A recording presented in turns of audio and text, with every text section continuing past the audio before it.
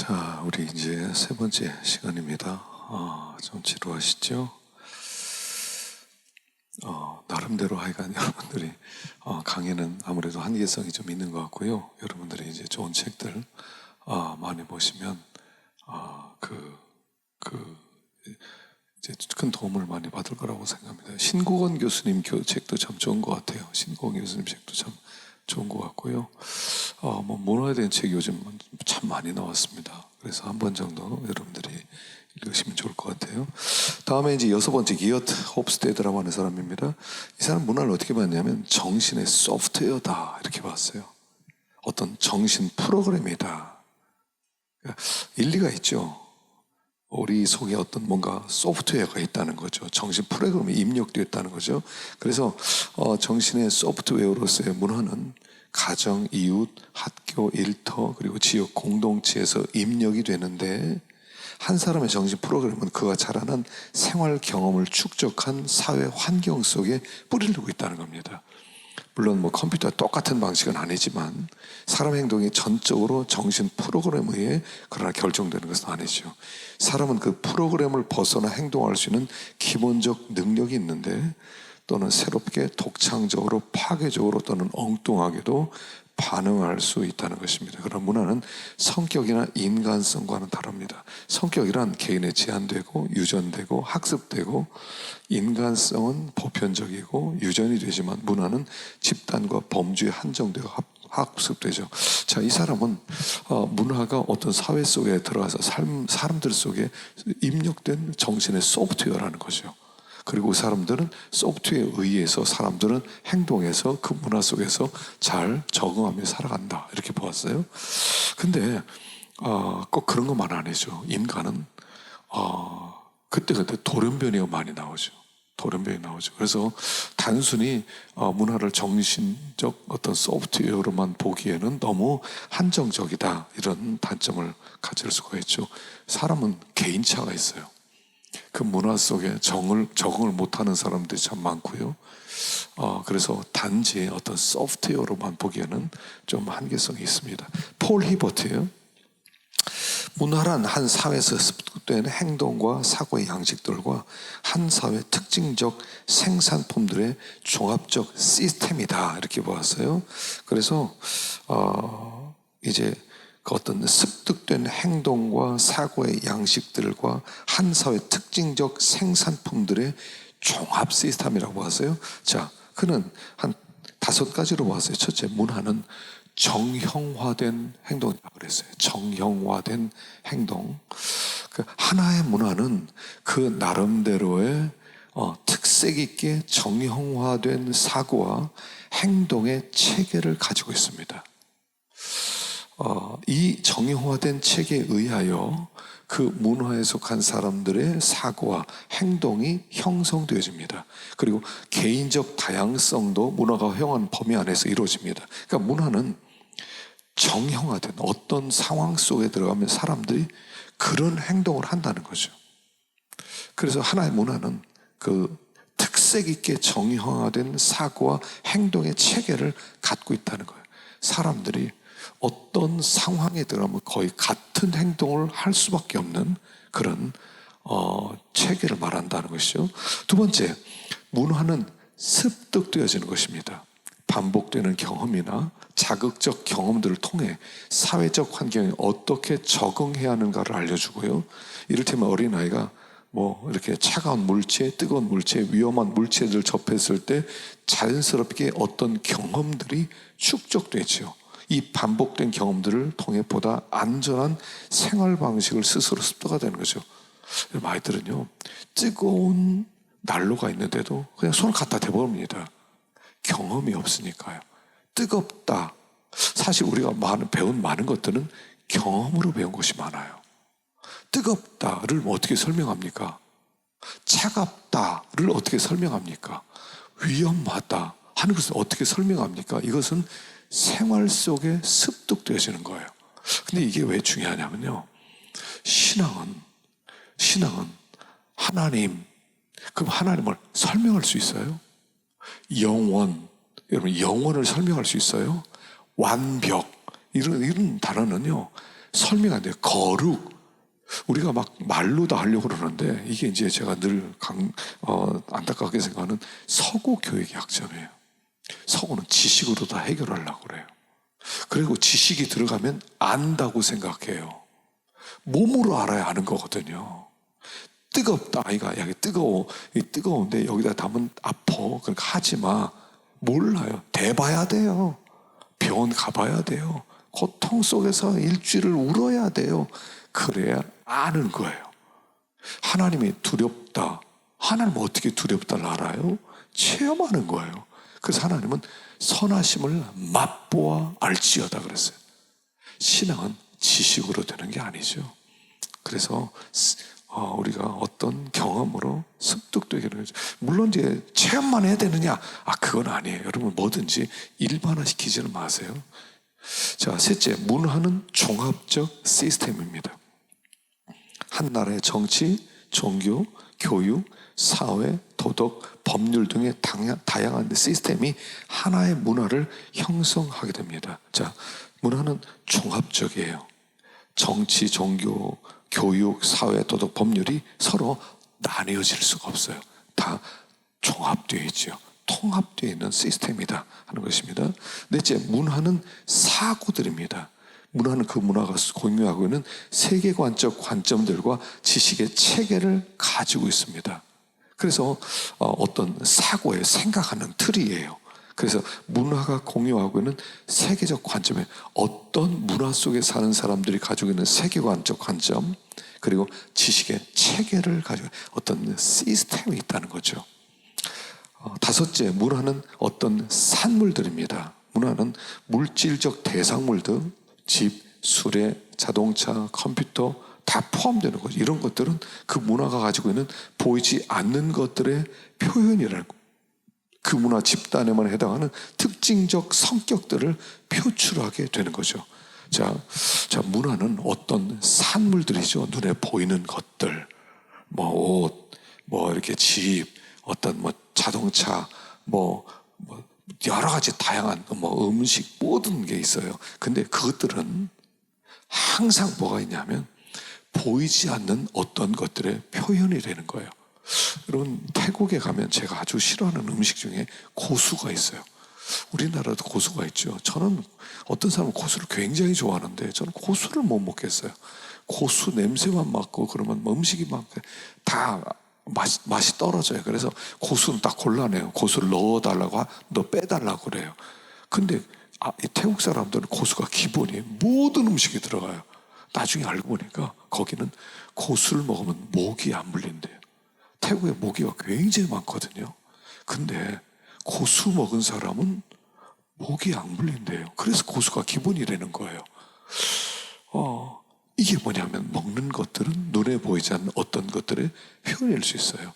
그래서 전 이제 태국 선교를 오래 했거든요. 한 20년을 했기 때문에 태국이 참 익숙한데 그 옷이요. 그 여름 옷이 제일 시원한 게 태국 옷이에요.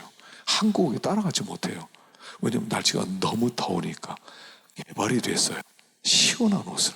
청바지도 아주 시원한. 그래서 굉장히 그런 곳에서 개발이 되는 것들이. 그래서 하나의 산물들인데 그 산물들 밑에 어떤 것들이 연결되어 눈에 보이지 않는 것들이 이렇게 나오고 연결되는 것이다 하는 것이죠. 그래서 임금님을 만나러 갈 때도요, 태국에서는 무릎을 꿇고 나가요. 남자들도 여자처럼 무릎을 옆으로 이렇게 해서 임금님 앞으로 가기도 하고요. 말이 안 되는 것 같은데 그게 그 문화예요. 왕을 존중하는 그런 문화, 그런 거죠. 자, 8번째, 존 스톤과 쉘비가 있어요. 자, 3가지를 얘기했습니다. 첫째, 문화는 세계를 구성하는 일련의 법칙이라는 거죠. 문화란 사람이 보거나 만질 수 없는 일련의 법칙들이라는 것. 투구, 창, 집, 카누 이런 것들은 보거나 만질 수는 있으나 문화는 아니라고 봤어요. 이 같은 물건들은 문화적 법칙들을 적용해서 만든 산물이라는 거죠. 문화는 의미를 갖고 있는 세계를 권하고 이해하며 그 세계에서 생산할 수 있도록 해주는 일련의 지침으로 생각했다는 겁니다. 두 번째, 문화란 세계를 해석하는 일련의 법칙이라는 거예요. 우리는 우리들의 세계를 구성할 뿐 아니라 또한 해석하죠. 우리는 다른 사람의 세계와 우리들 자신의 세계를 이해해야 되기 때문에 세계를 해석하는 일과 구성하는 일을 병행합니다. 또한 우리들의 경험을 해석하는 데는 일련의 법칙이 있습니다. 이런 문화 법칙은 우리들이 우리들의 세계를 형성하고 해석하는 것을 가능하게 해준다는 겁니다. 자, 이 사람은 문화를 해석하는 법칙으로 보았다는 것입니다. 사실 우리가 어떤 것을 해석을 하죠. 어떤 경험을 해석을 하죠. 그래서 해석하는 데는 어떤 일련의 법칙을 가지고 해석하는데 그것을 문화로 보았다는 겁니다. 세 번째, 문화는 세계에 적응하게 해주는 겁니다. 우리들의 세계를 구성하고 이해시키는 이런 일련의 법칙은 또한 우리의 형태나 사회 집단의 형태를 수정해 줍니다. 이렇게 해서 우리가 우리들의 환경을 이해하게 되고요. 문화란 바로 인류가 세상에 대처하고 적응할 수 있게 해주는 일련의 법칙들이다 하는 거죠. 자, 우리가 이 세상에 태어나서 살아갑니다. 살아가기 위해서 적응해야 돼요. 세상에 어느 사회에 들어가진 적응해야 돼요. 문화를 배워야 되는 거죠. 그래서 문화를 배워야 그 사회 속에서 적응하며 살아갈 수가 있어요. 여러분, 태국에서는요, 이렇게 이제 예를 들어서 버스를 타고 가다가 어떤 사람의 발을 밟았어요. 그러면 굉장히 이게 실례예요. 그럼 굉장히 사과를 해야 된대요. 정말 죄송하다고, 정말 내가 잘못했다고. 근데 그 사람은 괜찮다고 간대요. 그럼 진짜 괜찮은 줄 알면 안 된다는 거예요. 나중에 그 사람이 쫓아온대요. 집을 알아놓고 나중에 밤에 칼을 들고 독일로 죽인다는 거예요. 무독당했다고. 이 그들의 문화라는 거예요. 그렇기 때문에 그들 대할 때 굉장히 공손하고 굉장히 이렇게 조심하고요. 태국 사람들은 공중 목욕탕이 없어요. 한국에 우리 그때 이제 태국 사람들 초대했었는데 목욕탕 가자 그러니까 막 절대로 안 간다고. 남들 앞에 옷을 벗어본 적이 없대요. 그래서 이제 한국 문화에 적응해야 된다 그래서 막 억지로 그냥 목욕탕 데려가는데 굉장히 부담스러워요. 문화죠. 문화가 다른 거예요. 그런데 그 문화에 적응하게 될 때 살아가는 거죠. 독일 같은 데는요, 우리 제가 아는 분이 독일에 살고 있는데, 그분은요, 사우나가 있는데, 사우나에 들어갈 때 남자, 여자 한꺼번에 들어간대요. 옷 벗고 들어간대요. 남자, 여자고요. 사우나 들어갈 때. 상상하세요? 그래서 이 사람 한국 사람이니까 여자분인데 옷을 입고 들어간대요. 그러면 너만 왜 옷 입냐고 벗으라고 그런대요. 그 사우나 안 간대요. 뭐 터키탕이 따로 없는 거죠. 근데 이제 문화라고 하는 것은 어떤 사회에 적응하게 만드는 것이죠. 문화에 또 여러 이론들이 있어요. 간단하게만 살펴보겠습니다. 첫 번째, 문화 진화론이 있어요. 이 문화 진화론은 다윈의 종의 기원과 인간의 출생에서 취급된 생태학적 발전 이론에서 비롯되고요. 그 당시 다윈에 의하면 모든 살아있는 생물체는 자연에 순응한다고 보았죠. 그 치열한 생존 과정을 겪고 있고 열성은 도태되고 우성은 발전되고 중단되지 않고 발전적으로 나간다고 보았다는 겁니다. 여기서 적자 생존의 이론이 나오죠.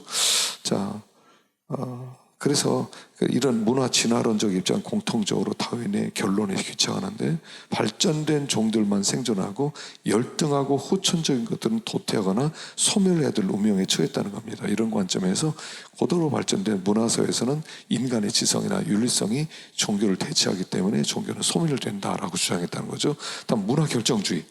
두 번째, 이 입장은 문화에 대해 정의하기를 문화란 지정학적 특성과 그 속에 살고 있는 인간 공동체의 독특한 삶의 경험이 보다 유용하고 발전적인 삶의 정황을 형성한 것으로 어떤 만족적 특성을 나타낸다는 거예요. 그 이론은 문화 행동 양식이 그 문화 속에 있는 사람들의 정서를 형성하고 이것은 종합적으로 일종의 민족성을 형성하게 된다는 이론입니다. 자, 환경이 그 사람의 문화를 결정한다는 거예요.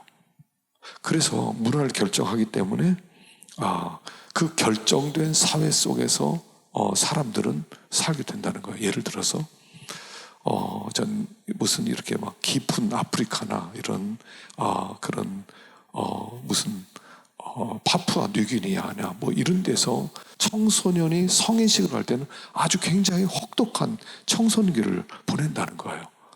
그래서 그런 환경을 그래서 겪은 다음에는 그 사람의 이 청소년기를 통해서 굉장히 어떤 갈등이 없는 사회 속으로 들어간다는 거예요. 그러나 미국에 있는 사람들은 청소년기에 이런 어떤 문화 속에서 너무 편하게 놔두니까 나중에 굉장히 갈등이 많은 삶을 살아가게 된다는 거죠. 예를 들어서 일본에 좀 잘 모르겠어요.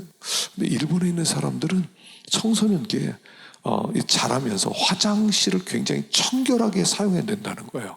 그래서 화장실을 청결하게 사용하지 못하면 굉장히 강력한 처벌이 있었다는 거예요. 그래서 거기에 대하여 굉장히 청결성이 있다는 거예요. 근데 반발성이 있다는 거죠. 나중에 거기에 대한 분노도 있고 잔인함도 나온다는 거예요. 분노에 대한. 그래서 이 문화 결정주의는 이 문화적 환경이 모든 것을 결정한다는 이론이고요. 그다음에 문화 기능주의가 있습니다. 이런 문화의 중립적 특징을 강조하고 문화는 그 속에 살고 있는 사람들의 생존을 위해 필요 충분적 역할을 한다는 전제에 문화를 주고 기능적인 측면에서 연구합니다. 즉 문화란 전체 사회 구성원들을 위한 인간의 기본적 욕구 충족의 장소고 이건 그 문화 속에 살고 있는 사람들에게 최적의 삶의 조건이 된다는 거예요. 이론은 문화의 역할이 그 문화 속에 있는 사람들에게 어느 정도 최적의 삶의 조건을 산출한다는 전제를 내포하고 있고요. 따라서 문화에 대해 낙관적이고 토착 문화의 중요성을 강조하고 문화의 상태적 가치를 추구함으로 다원적 문화의 길을 열어놓습니다. 이를 또한 선교 무용론을 피력하고 선교를 통한 문화 편역이 부정적입니다. 이론의 치명적 경험은 문화를 중립적으로 본다는 겁니다. 자, 문화 기능주의는 모든 문화는 중립적이라는 거예요. 모든 나라는 다 맞는다는 거예요. 그 사람의 삶 연장 속에서 그렇게 살 수밖에 없는 그런 어떤 전통과 그런 인간성을 가지고 그렇게 배워왔다는 거예요. 그대로 받아줘야 된다는 거예요. 근데 그 속에 어떤 선교적 마인드를 가지고 선교한다는 것은 부정적이라는 거예요. 왜 그 문화를 그대로 받아들이지 못하느냐는 거죠. 그래서 선교는 그들은 필요 없다 이렇게 보는 겁니다. 그들 나름대로 종교도 있고 그들 나름대로 가치관이 있기 때문에 인정해줘야 된다. 그래서 어떤 보편적 구원론이 나온다는 것이죠. 문화를 그냥 기능으로 본다면. 자, 네 번째 문화 구조주의가 있어요. 문화 구조주의는 문화 속에 기본적 규칙들과 상호 결속적인 원리들이 있어서 문화 속의 모든 것을 통합하는 구조적 특성이 있음을 주장합니다. 이런 이론은 집합적 사회 공동체 의식을 중요하게 여기고 이것이 문화의 하위 구조 속에 반영이 되어 문화의 기능과 역할을 조정한다는 것이죠. 집합적 사회 공동체 의식은 개인에게서 비롯되고 종교적 특성을 가진 것으로 금지와 허용의 규범성을 가지고 있고 초기에 종교적 토템으로 나타난다고 했습니다. 이론은 사회 구조 속의 인간관계나 경제 원리에도 반영되고 언어의 기능에도 나타나는 총체적 특징을 가지고 있습니다. 인간관계에 있어서 북의 사회나 목의 사회 구조에 따라 친숙한 인간관계 회피, 인간관계가 결정되며 경제 원리에 있어서 보상의 원리가 작용되어 경제 구조를 형성하기도 합니다. 언어에 있어서는 유사어, 동의어, 반의어, 상호 대조가 되므로 인간의 집합적 공동체 의식이 언어 구조에도 나타나고 있다 하는 겁니다. 자, 이건 뭐냐면 언어에는 구조가 있다는 거예요. 그러니까 구조는 뭐냐면 금지와 허용성, 어떤 규범성이 있다는 거예요. 문화에는. 그래서 이 규범성에 의해서 문화가 만들어지기 때문에 뭡니까? 금지와 허용, 좋은 것과 나쁜 것, 가까운 것과 먼 것. 그래서 서로 극과 극이 나눠지는 그런 것으로 이루어져 있기 때문에 그래서 이게 인간관계, 경제 원리에도 그대로 나타난다는 거죠. 좋아하는 사람, 싫어하는 사람. 그래서 예를 들어서 어떤 모계 사회에서 친숙한 관계, 예를 들어 이런 거죠. 여러분 고모와 이모 중에 누가 더 가까운 줄 아십니까? 고모와 이모 중에 이모가 가깝죠. 엄마의 형제가 이모예요. 아버지의 형제가 고모예요. 근데 희한하게 어머니의 형제가 가까워요. 가까운 사람과 그 고모는 조금 먼 사람. 그래서 가까운 사람이 친숙하고 먼 사람에게는 조금 이렇게 서먹서먹하고. 그래서 이런 원리가 문화 속에 있다는 거죠. 그래서 언어에도 반의어가 있다는 거예요. 동의어가 있다는 거죠. 구조가 있다는 거예요. 경제도 그런 좋은 것과 나쁜 것이 또 나누어진다. 이렇게 보는 문화 구조주의가 있어요. 자, 다섯 번째 문화 상징주의입니다. 이러는 문화의 심층 구조로서 세계관이 있는데 이 세계관은 종교적 특성을 띠고 있어서 문화의 모든 하위 구조에 영향을 미치고 통합적 결속 기능을 하고 있습니다. 따라서 문화 속에 이루어지는 모든 것은 세계관의 반영을 나타내며 세계관의 일종의 문화 속의 가치관의 전제나 가정과 같은 역할을 하게 됩니다. 문화 상징주의의 핵심은 세계관이고 이 세계관의 반영이 종교를 통하여 절정으로 나타납니다. 이러한 문화 상징주의 이론은 인간의 상징적 능력이 종교를 통해 절정으로 나타나고 세계관은 그 상징 배후에 하나님의 진리가 모든 종교 속에서 보편적으로 나타날 수 있기 때문에 종교다원주의 및 보편 구원설로 갈 수 있습니다. 틸리는 사회 상징주의 이론을 근거로 역동적 모형론을 주장했고요. 이 모형론은 기독교와 세계 종교를 상호 비교하면서 상징을 통한 하나님의 계시가 기독교뿐 아니라 다른 종교에도 나타나는데, 예를 들어 기독교의 하나님 나라 개념과 불교의 열반 사상, 기독교의 성육신 사상과 대승불교의 부처 사상, 힌두교의 성육신 사상 등 이것이 역동적 모형의 증거라고 합니다. 자, 문화는 상징이 나는 거예요. 근데 그 상징의 핵심에는 세계관이 있는데 그 세계관은 종교적 특징을 가지고 있다는 거예요. 그래서 그 종교적 특징이 모든 문화의 구조에 영향을 끼치고 그리고 통합적으로 결속시키는 기능을 가지고 있다는 거예요. 문화가. 그러니까 종교가 모든 문화를 통합시킨다는 거예요. 근데 그 문화 속에는 하나님의 계시가 다 들어있다는 거예요. 하나님의 진리가, 하나님의 구원의 진리가 하나님 어떤 분인지 각 나라 종교마다 다 있다는 거예요. 그러니까 WCC가 가능한 게 그거죠. 천국 가는 길은 하나가 아니다. 천국은 하나지만 가는 길은 다르다. 하나님을 여기서는 알라라고 부르고 하나님을 브라만이라고 부르고 하나님을 부처님이라고 부른다. 이렇게 우리가 다른 종교를 인정을 해줘야 된다. 왜냐하면 모든 종교 속에 하나님의 진리가 있기 때문이다. 그래서 비교 종교학이나 그 연구를 해보면요, 굉장히 유사한 게 많죠. 굉장히 유사한 게 많아요. 그러다 보니까 모든 종교를 인정해야 된다. 하나님은 사랑을 얘기했다. 부처님은 자비를 얘기했는데 결국 자비와 사랑 같은 게 아니냐. 그렇게 해서 예수님이 자기를 부인하고 예수님을 따르라. 불교에서도 자기를 버려라. 모든 탐욕을 버려라. 108번뇌를 버려라. 똑같다는 거예요. 그러니까 모든 종교는 다 구원이 있다. 이렇게 보는 거죠. 이게 문화 상징주의입니다. 그러나 한 가지는 달라요. 모든 인간은 타락되었다 하는 것은 기독교죠. 기독교만 가지고 있는 진리예요. 모든 문화도 타락되었다. 오직 메시아 우리 구세주는 예수밖에 없다 하는 거죠. 자, 네 번째 문화 복음입니다. 자, 우리는 이제 이 세상에 살면서 문화와 뗄래야 뗄 수 없는 그런 삶을 살아갑니다. 그래서 다 세 가지를 분명하게 해둬야 돼요. 세 가지. 하나님은 문화를 인정하세요. 하나님은 사람을 하나님의 형상대로 창조하시고 문화 명령을 주셨어요. 그래서 창세기 1장 28절에 보면 하나님이 그들에게 복을 주시며 하나님이 그들에게 이르시되 생육하고 번성하여 땅에 충만하라. 땅을 정복하라. 바다의 물고기와 하늘의 새와 땅에 움직이는 모든 생물을 다스려라. 문화 명령을 주셨다는 겁니다. 이 세상을 더 발전시켜라. 둘째, 문화에는 종교성이 있어요. 꼴레레라고 하는 라틴어인데 그는 밭을 갈다, 경작하다, 집을 짓다, 또 경배하다는 뜻이 있다는 거죠. 문화 자체가 어느 정도 종교성을 가지고 있다는 것입니다. 그런 문화는 중립적이지 않다는 것이죠. 문화적 매체는 중립적이지만 문화는 중립적일 수 없다는 겁니다. 문화에는 그 문화를 만들고 추구하는 사람들의 가치관과 세관이 있고 더 나아가 종교성이 포함된다는 거죠. 셋째, 인간이 존재하는 곳에는 항상 문화가 있어요. 따라서 복음은 문화를 떠나서 존재할 수 없고요. 문화를 떠난 복음은 아무런 설득력을 지닐 수 없고요. 지닐 수 없고요. 따라서 복음과 문화는 필연적으로 상호 관계가 있다는 것입니다. 복음이 전해지는 곳에는 기존 문화가 존재해요. 그리고 복음이 가면 반드시 문화적 변혁이 일어나는 과정에서 갈등이 생기고 저항과 핍박을 받을 수도 있다는 것입니다.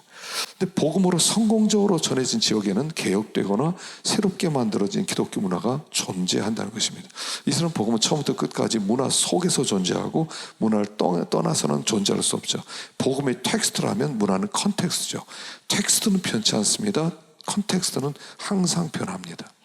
자, 넷째, 복음은 문화를 평가하고 개혁하고 나가 창조합니다.